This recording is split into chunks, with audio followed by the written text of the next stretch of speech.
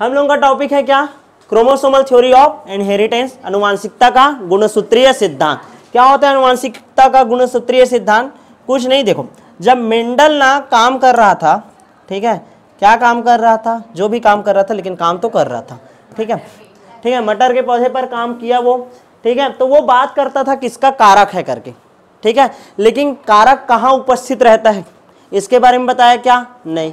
अच्छा, तो क्या हुआ बाद में सन 1900 के आसपास क्या हो गया था, तुम्हारा माइक्रोस्कोप वगैरह का खोज हो चुका था, अर्धसूत्री विभाजन, समसूत्री विभाजन क्या होता है, इन सब का अध्ययन हो चुका था। तो लगभग ये पता चल चुका था कि जो जीन होते हैं वो गुणसूत्र पर उपस्थित होते हैं। जीन जो होते हैं वो कहाँ उपस्थित होते हैं, गुणसूत्र पर। और जो कारक कारक करके मेंडल बात कर रहा था वो असल में था क्या, जीन। क्या था, जीन, ठीक है। और इसी को समझाने के लिए दो वैज्ञानिक आए, सटन और बावेरी, ठीक ना। प्रतिपादन गुणसूत्री सिद्धांत का सटन और बावेरी ने किया है और उन्होंने 1902 में इसके बारे में बताया। क्या क्या बात बताया था, ध्यान से समझो। सबसे पहला बात बोला गुणसूत्र पर जीन उपस्थित होता है तथा गुणसूत्र जीन के वाहक होते हैं। ध्यान से समझो कि मान लो ये मेरा क्या है, केंद्रक है, केंद्रक में क्या उपस्थित है, ऐसे गुणसूत्र उपस्थित हैं। क्या है, गुणसूत्र, ये जोड़े के रूप में है। तो ध्यान से समझना, ऐसा ही स्थिति है कि यहाँ पास ऐसा एक लोकस है, सेम लोकस, तो ये जो कारक है ना ये इसमें उपस्थित रहते हैं। ये क्लियर है कि नहीं, यानी ये जो जीन है वो किस में उपस्थित है, इस गुणसूत्र के ऊपर उपस्थित है। किसके ऊपर उपस्थित है, गुणसूत्र के ऊपर उपस्थित है। यहाँ तक क्लियर है कि नहीं, ठीक है। जैसे कि कोई कैपिटल ए है, हाँ, तो एक ठोक इसमें, एक ठोक इसमें है, ऐसा होगा। समझ आ रहा है कि नहीं, इस तरीके से उपस्थित रहते हैं समजात गुणसूत्र के जोड़े के ऊपर। यहाँ तक क्लियर है, ठीक है, पहला पॉइंट क्लियर है। अच्छा, दूसरा क्या बोल रहा है, जीन के समान गुणसूत्र भी युग्म के रूप में पाए जाते हैं। जैसे ये जोड़े के रूप में पाया जाता था, कैपिटल टी एक साथ पाया जाता था, factor capital R small R, समझ रहे हो कि नहीं। तो वैसे ही गुणसूत्र भी हमेशा किस में पाए जाते हैं, जोड़े के रूप में। क्लियर है कि नहीं। और ये जोड़े के रूप में रहते तो एनाफेज फर्स्ट टर्म अलग होते थे, याद करो, अर्धसूत्री विभाजन, ठीक है। तो अर्धसूत्री विभाजन के एनाफेज फर्स्ट टर्म क्या होता था, वो अलग अलग होता था। क्लियर है, तो वो स्थिति है। ध्यान से समझना, एक जीन के दोनों एलील समजात गुणसूत्र के सेम लोकस पर उपस्थित होते हैं। एक जीन के दोनों एलील है, ये सेम लोकस पर उपस्थित है। क्लियर है। अच्छा, क्या बोल रहा है, युग्मक के निर्माण के समय दोनों अनुवांशिक कारक अर्थात जीन एवं गुणसूत्र अलग अलग हो जाते हैं। ठीक है, ये इससे अलग हो जाएगा और ये इससे। याद करो, कैपिटल टी है मान लो, तो एक ठोक बस आता है युग्मक निर्माण के समय। ठीक है, तो इन दोनों में से कोई एक आएगा, दोनों अलग होंगे, तो ऐसा वाला कहानी बोल रहा है वो। ठीक है। अच्छा, उसके बाद क्या बोल रहा है, युग्मक में समजात गुणसूत्रों में से कोई एक गुणसूत्र तथा जीन के जोड़ों में से केवल कोई एक जीन ही आता है। वही बोला ना मैं, दोनों में से कोई एक आता है। यहाँ तक समझ आया कि नहीं, क्लियर है। अच्छा, जैसे कि इसको समझो, ये ऐसा गुणसूत्र है, पृथक्करण होता है एनाफेज फर्स्ट में, तो ये दोनों अलग हो गया, कैपिटल ए और ये स्मॉल ए है, तो कैपिटल ए ऐसा अलग हो गया, ये स्मॉल ए अलग हो गया। यानी कि पेयर ऑफ जो फैक्टर होता है वो जैसे अलग होता है, same to same pair of chromosome भी क्या होता है, अलग होता है। यहाँ तक समझ आया कि नहीं। अब ये जो थ्योरी दिया है किसने, सटन और बावेरी ने, इसको प्रायोगिक रूप से सत्यापित कौन किया है, यानी प्रैक्टिकली समझाया। ये तो थ्योरी बस देकर चला गया, लेकिन हमारा काम केवल थ्योरी से चलेगा क्या, नहीं, प्रैक्टिकल भी होना चाहिए, हमको पता भी चलना चाहिए। तो एक वैज्ञानिक है TH. Morgan, Thomas Hunt Morgan. क्या था, थॉमस हंट मॉर्गन। और उसने इस थ्योरी का प्रायोगिक सत्यापन किया था किसके ऊपर, ड्रोसोफिला के ऊपर। किसके ऊपर, ठीक है। इस कारण टी.एच. मॉर्गन को फादर ऑफ एक्सपेरिमेंटल जेनेटिक्स से बोलते हैं। मतलब जेनेटिक्स को ये थ्योरी के बेस पर नहीं समझाता, ये एक्सपेरिमेंट कर करके समझाता है। क्लियर है कि नहीं, प्रैक्टिकल लाइफ में बताता है, हाँ ऐसा होता है करके। ठीक है। अच्छा, और इसी ने ही सहलग्नता एवं लिंग सहलग्नता को भी खोजा था। किसने, थॉमस हंट मॉर्गन ने। किसको लिया है, ड्रोसोफिला। किसको, ड्रोसोफिला। क्लियर है ना, ड्रोसोफिला। अब क्या होता है ड्रोसोफिला, अच्छा, पादप जगत का ड्रोसोफिला किसे कहते हैं, न्यूरोस्पोरा क्रासा, एक कवक होता है ना। ठीक है, यानी जेनेटिक्स का अध्ययन यदि प्लांट में करते हैं तो मटर में भी करते हैं, न्यूरोस्पोरा क्रासा में करते हैं एक्सपेरिमेंट अधिकतर, और दूसरा किस में करते हैं, जानवरों में करना होगा तो ड्रोसोफिला में। अब ड्रोसोफिला को ही वो क्यों चुना अपने प्रयोग के लिए, तो सबसे पहले जैसे मटर के पौधे को क्यों चुना था मेंडल ने, उसका रीजन जाने थे ना, वैसे ही ड्रोसोफिला को ही क्यों इन्हें एक्सपेरिमेंट के लिए चुना था। ठीक है, तो देखो सबसे पहले ड्रोसोफिला में कुल 4 जोड़ी गुणसूत्र पाए जाते हैं, जिसमें से 3 जोड़ी ऑटोसोम और 1 जोड़ी क्या होता है, सेक्स क्रोमोसोम। जैसे कि ध्यान से समझो, 4 जोड़ी गुणसूत्र है। जैसे मनुष्य में कितना जोड़ी है, 23 जोड़ी, 23 में 22 जोड़ी क्या है, ऑटोसोम दैहिक गुणसूत्र, और 1 जोड़ी क्या है, लिंग गुणसूत्र। सेम टू सेम इसमें भी है, 3 जोड़ी क्या है, ऑटोसोम, और एक जोड़ी क्या है तुम्हारा, लिंग गुणसूत्र। क्या है, लिंग गुणसूत्र। क्लियर है कि नहीं, यहां तक समझ आया। अच्छा, दूसरा चीज ये देखो, ड्रोसोफिला का जो जीवन चक्र है केवल 2 हफ्ते में पूरा, मतलब 15 दिन में कहानी खत्म, एक पीढ़ी खत्म। तो हम लोग यानी कि उसका कितना पीढ़ी, 1 महीने में 2 पीढ़ी, 1 महीने में कितना पीढ़ी, 2, तो 12 महीना में कितना पीढ़ी, 24 पीढ़ी। सोचो 24 पीढ़ी का अध्ययन कर सकते हो उसका, यानी कि उसका बच्चा, उसका बच्चा, उसका बच्चा, उसका बच्चा, ऐसा करके। समझ रहे हो, तो मात्र जीवन चक्र 15 दिन है, तो हमको बहुत टाइम मिल जा रहा है अध्ययन करने में। दूसरा, ड्रोसोफिला को कृत्रिम माध्यम में भी आसानी से संवर्धित कर सकते हैं, पालने पोसने के लिए ज्यादा टेंशन की जरूरत नहीं है। अच्छा, उसके बाद देखो, ड्रोसोफिला को आसानी से हम सामान्य सूक्ष्मदर्शी में देख सकते हैं, उसके लिए एकदम से हमको माइक्रोस्कोप, इलेक्ट्रॉनिक माइक्रोस्कोप का जरूरत नहीं है। नॉर्मल जो तुम्हारे स्कूल वगैरह में है ना माइक्रोस्कोप, हाँ, उसके द्वारा भी अध्ययन कर सकते हैं उसमें।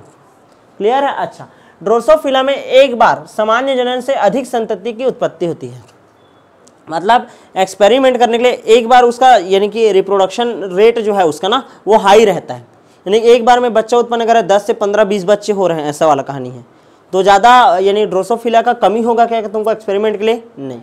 तो ये सब कारण है जिसके कारण TH मॉर्गन ने, थॉमस हंट मॉर्गन ने ड्रोसोफिला के पौधे को चुना था अपने अध्ययन के लिए। यहाँ तक समझ आया कि नहीं।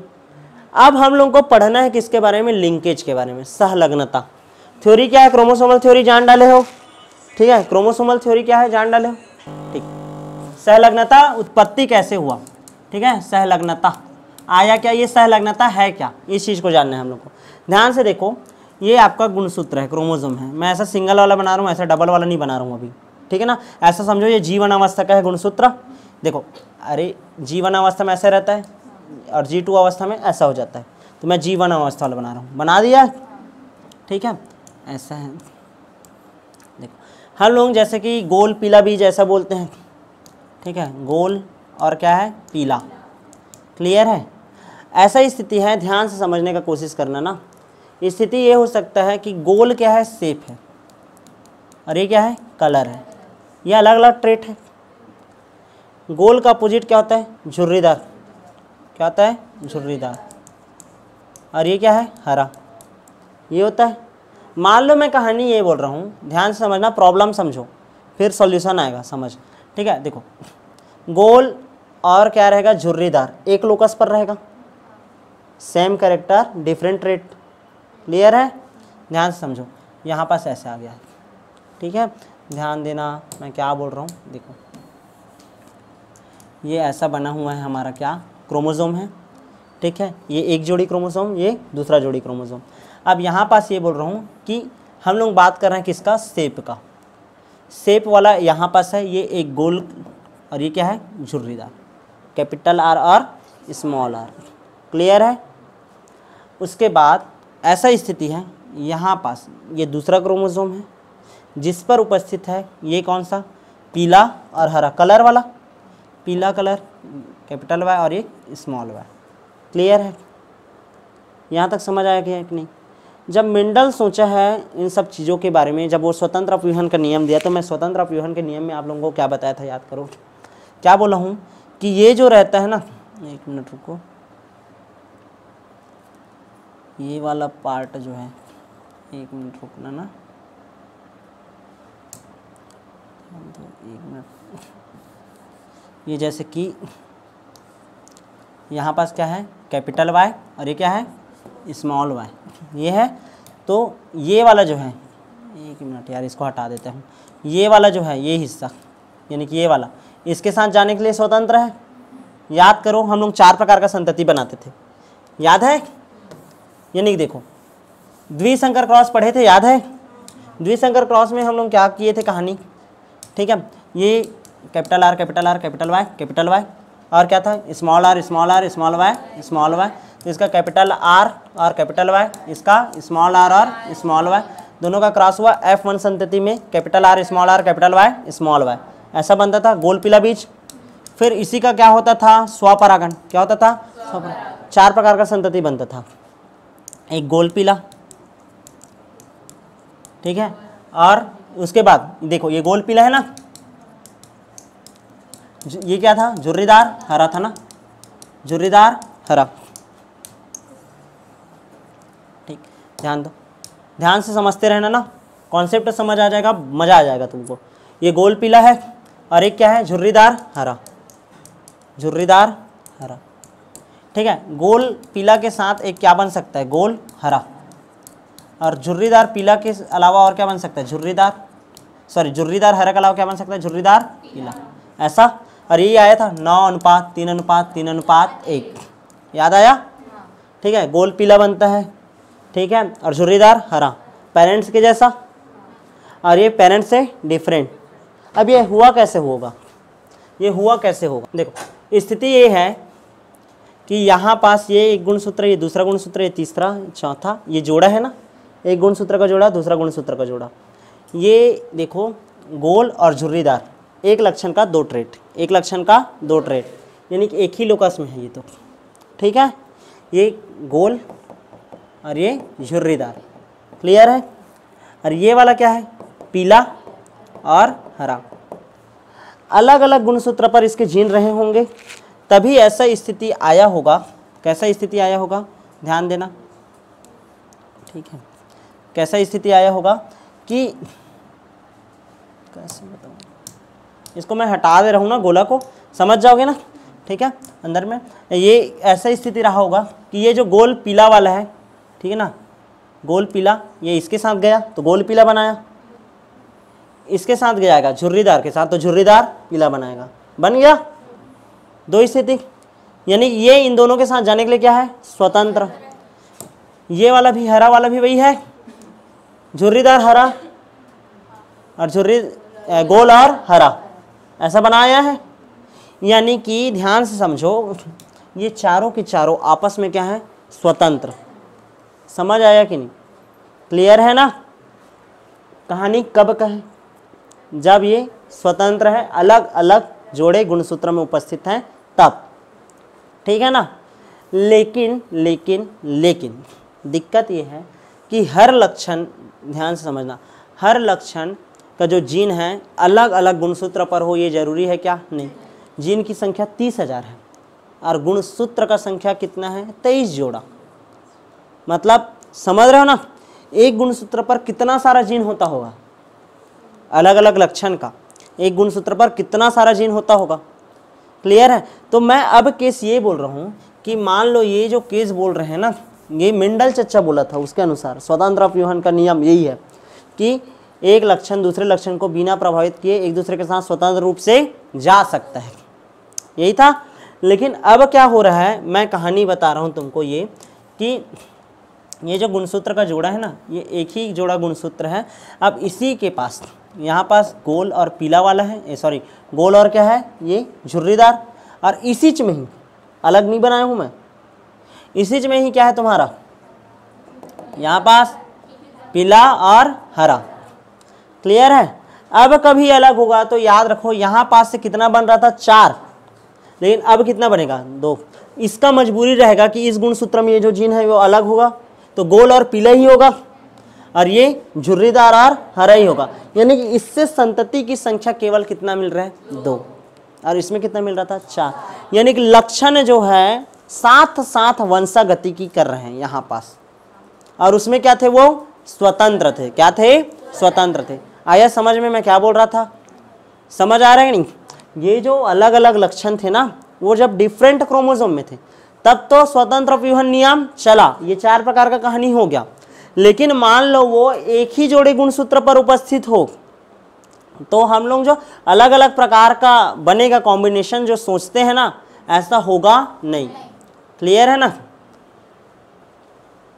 समझ आ गया, क्लियर है। तो समान लक्षणों की वंशागति की साथ साथ होना, इसी को ही बोलते हैं सहलग्नता। क्या बोलते हैं, सहलग्नता। और स्वतंत्र अपव्यूहन का सबसे बड़ा अपवाद है क्या, ये सहलग्नता, ठीक है ना। समझ आ गया कि नहीं, क्लियर है।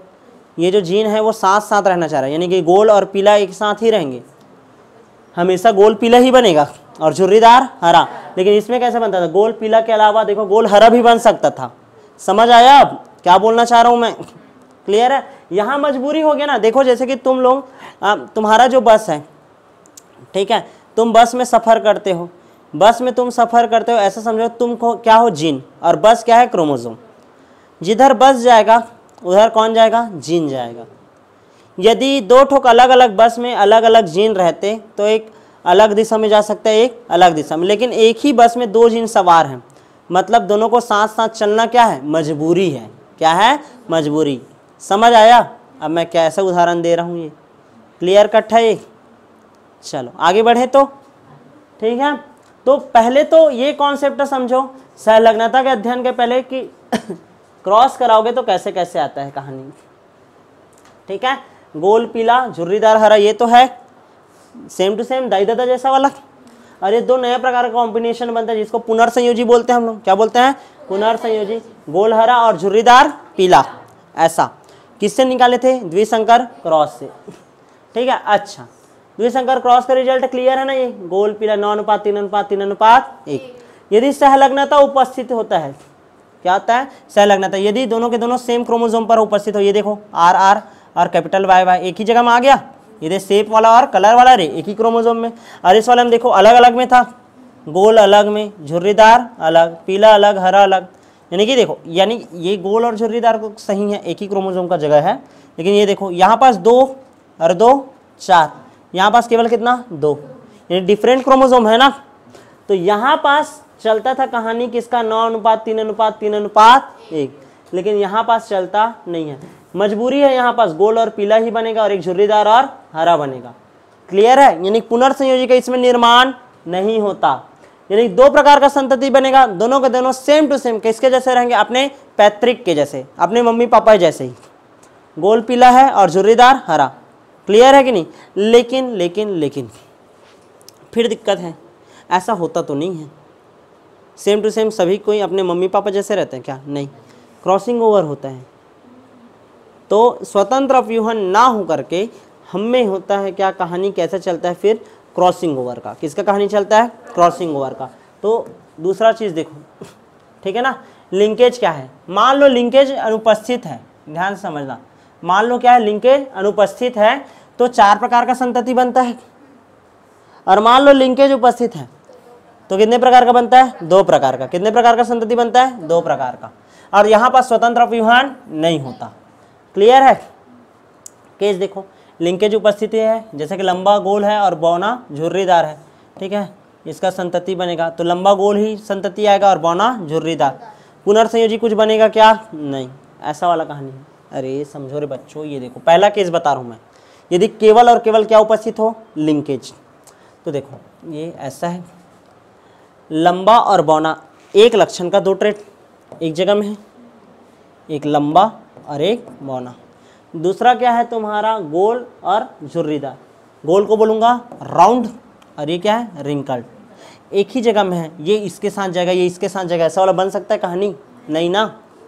मतलब इसका ये पूरा का पूरा एक बस में 2 लोग हैं, एक बस में 2 लोग, तो जिधर ये जाएगा उधर इसका मजबूरी, 2 प्रकार के युग्मक बनेंगे।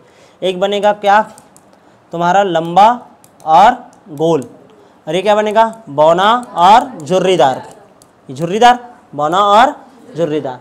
क्लियर है, मतलब सेम टू सेम, लंबा गोल जो उसका पेरेंट्स था और बौना झुर्रीदार जो उसका पेरेंट्स था, सेम टू सेम पैतृक जैसा। कोई नया कॉम्बिनेशन बन रहा है क्या, नहीं, जब पूरी तरीके से लिंकेज क्या हो, उपस्थित हो तब। क्लियर है ना। लेकिन मान लो मैं, ठीक है ना, ठीक है ना, मान लो मैं बात करूं सहलग्नता उपस्थित हो, लेकिन अब क्या होता है, क्रॉसिंग ओवर। अब क्रॉसिंग ओवर क्या है, इसको समझाना है तुम लोगों को।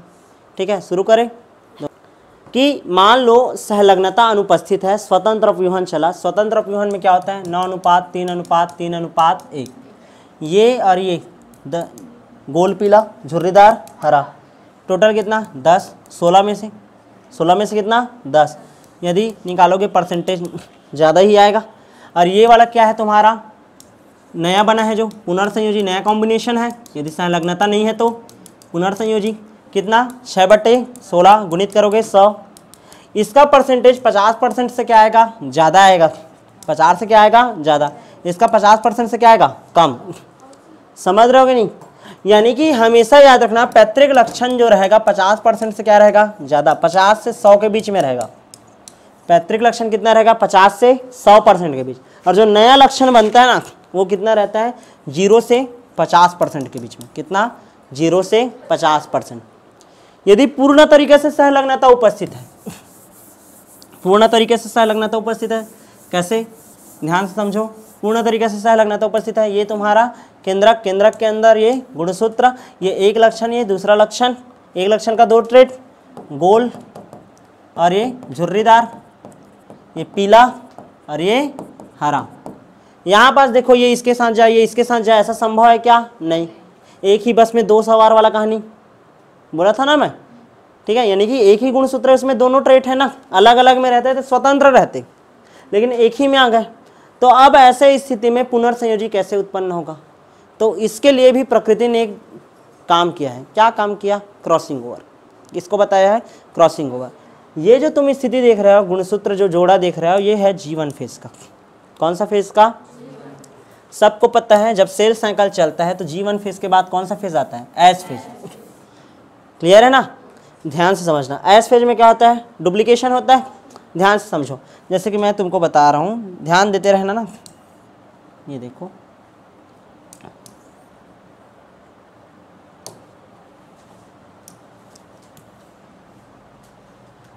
ध्यान से देखो, यहाँ पास ये है। जैसे कि मैं कोई लक्षण लेकर चल रहा हूँ, कौन सा लक्षण लेकर चले? वही गोल पीला वाला ही चले, ठीक है। देखो ये यहीं पास है ना गुणसूत्र, ये देखो, capital R small r, capital Y small y। Clear है? ये गोल और ये नीचे वाला पीला, ये झुर्रीदार और ये नीचे क्या है? हरा। क्लियर है? यहाँ पास की स्थिति को देख करके मेरे को ये लग रहा है, ध्यान से समझना, ये G1 की स्थिति है। कौन सा? G1 की स्थिति। सेल साइकिल याद करो, एक जमाना में पढ़े थे ना, ये ऐसा है, याद करो। ये G1 phase, S phase, sorry गलती हो गया, G1 phase, S phase, G2 phase और ये M फेज, ठीक है। G1 फेज वाला कहानी है यहाँ पास। यहाँ क्या बोला था? क्रोमोसोम और क्रोमेटिड एक ही चीज़ है बोला था, याद करो, ठीक है। अच्छा, उसके बाद क्या होगा? यहाँ पास एस फेज आएगा ना। एस फेज में क्या होता है? DNA रेप्लिकेशन होता है। क्या होता है? रेप्लिकेशन। तो जो 8 ठोक ऐसा दिख रहा है, वो 8 ठोक ऐसा नहीं रहता। 8 ठोक से कितना बनता है? 2। ऐसा 2 बनता है, समझ रहे हो ना? तो यहाँ पास क्या होगा? ध्यान से समझना, ये 8 ठोक है, ये ऐसा बन गया, बन गया। अब ये देखो, कैपिटल R है, कैपिटल R है, तो यहाँ पास भी कैपिटल R ही होगा ना। इसका डबल हुआ है तो जी कैपिटल Y का डबल कैपिटल Y ही हुआ। इधर पे बताओ, स्मॉल r का डबल स्मॉल r, यहाँ स्मॉल y और ये स्मॉल y। आया समझ? ये कौन से फेज का है? G2 phase. कौन सा फेज हो गया? G2 phase. यहाँ तक समझ आ रहा है? किसी कोई दिक्कत है क्या? नहीं, नहीं है ना? पक्का? ठीक। अच्छा, उसके बाद देखो, हाँ भैया ये फेज हो गया।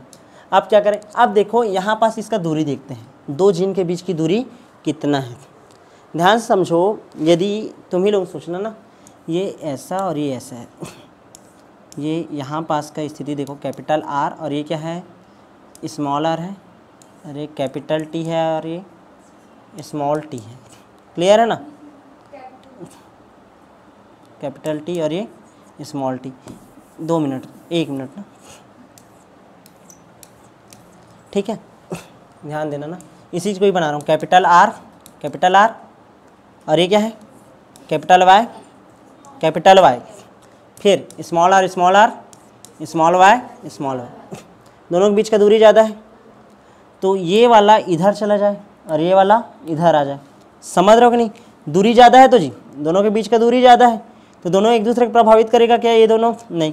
तो ये वाला जो स्मॉल y है वो कहाँ जाएगा? यहाँ, यहाँ आ गया।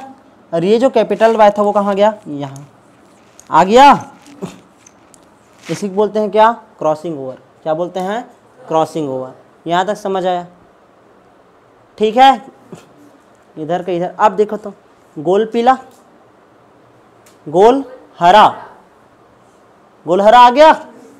यहाँ पास झुर्रीदार पीला, अरे झुर्रीदार हरा, वही यानी कि पैतृक वाला, अरे नया प्रकार का। तो क्रॉसिंग ओवर से भी तो नया प्रकार का संतति बन गया। लेकिन हाँ, ये किसके ऊपर किया? निर्भर। दोनों जीन के बीच की दूरी। मान लो ये जो दूरी है ना, ध्यान से समझना चाहिए, ये जो दूरी है, ओहो,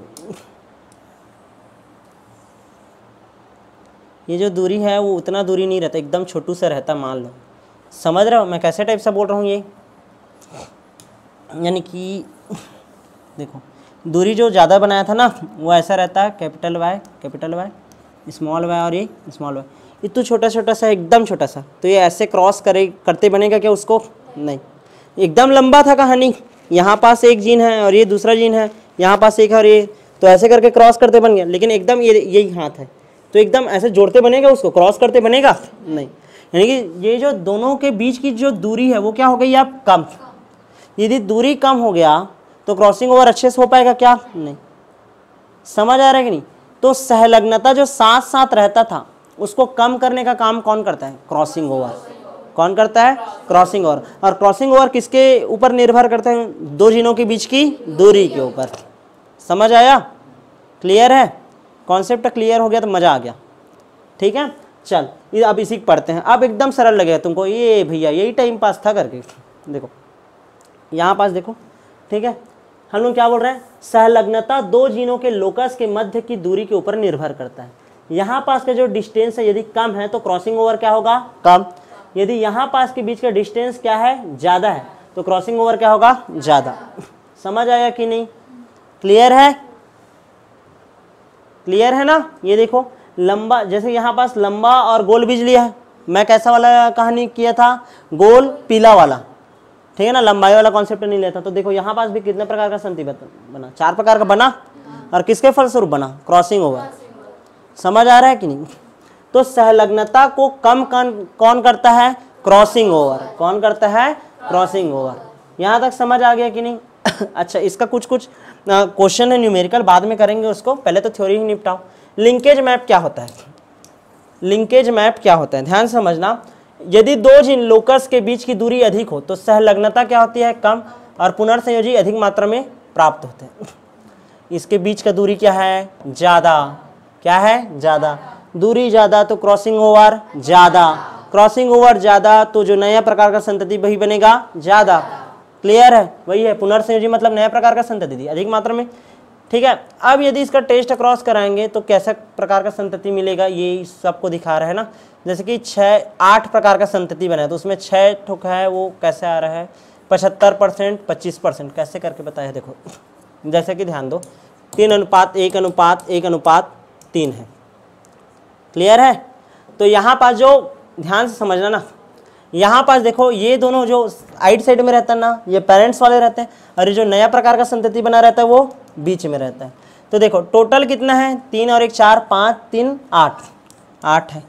उसमें से ये दोनों क्या है? पेरेंटल है, तो 6/8 × 100 करोगे, परसेंटेज निकालोगे, कितना परसेंटेज आ रहा है? 75%। पेरेंटल कितना आया? 75% आया।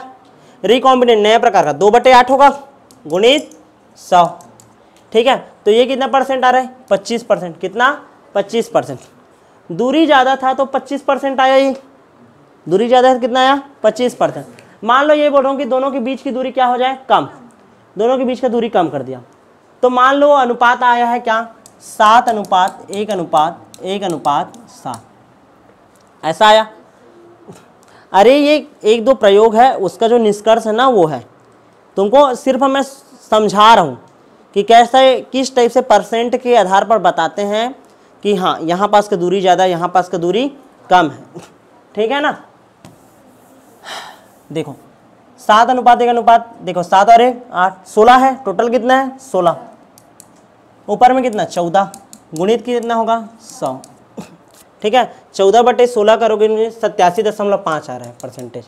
यहाँ पास 2/16 गुणित करोगे क्या? 100। 2 ठोके ना इधर एक, ठीक है, तो करोगे तो कितना आया है? 12.5। यानी ये वाला जो बीच वाला का दूरी यदि ये परसेंटेज कम आता है, इसका मीनिंग ये रहता है कि ये एक जीन और ये जो दूसरा जीन है ना, उसके बीच का जो दूरी है वो क्या है? कम है। रिकॉम्बिनेशन क्या बन रहा है? कम। समझ आ रहा है? और मान लो इसका मान इतना, यहाँ पास कितना आया था? 25%, मतलब ये जो दूरी है ना वो क्या है? ज़्यादा है। क्या है? ज़्यादा है। क्लियर है कि नहीं? समझ आया? यानी कि देखो ये जो दूरी अधिक है तो क्रॉसिंग ओवर अधिक, रिकॉम्बिनेंट बनेंगे अधिक, और वहां पर सहलग्नता क्या होगी, कम। और उदाहरण दे सकते हो 3:1:1:3। समझ आ रहा है। और मान लो ठीक है यहां पास का दूरी क्या हो गया, कम, तो क्रॉसिंग ओवर भी क्या हो जाएगा, कम। क्रॉसिंग ओवर यदि कम हुआ, क्रॉसिंग ओवर यदि क्या हुआ, कम, तो पुनर्संयोजी भी बनेगा कम। और सहलग्नता मतलब क्या है, अधिक। सहलग्नता मतलब साथ साथ रहने का ना। सहलग्नता को कौन तोड़ रहा है, क्रॉसिंग ओवर। कौन तोड़ रहा है, क्रॉसिंग ओवर। यानी सहलग्नता का दो अपवाद, एक स्वतंत्र अपविहन और दूसरा क्रॉसिंग ओवर। दोनों के द्वारा क्या बनता है तुम्हारा, अलग प्रकार का संतति बनता है। क्लियर है, पेरेंट्स से अलग। समझ आ गया कि नहीं, क्लियर है।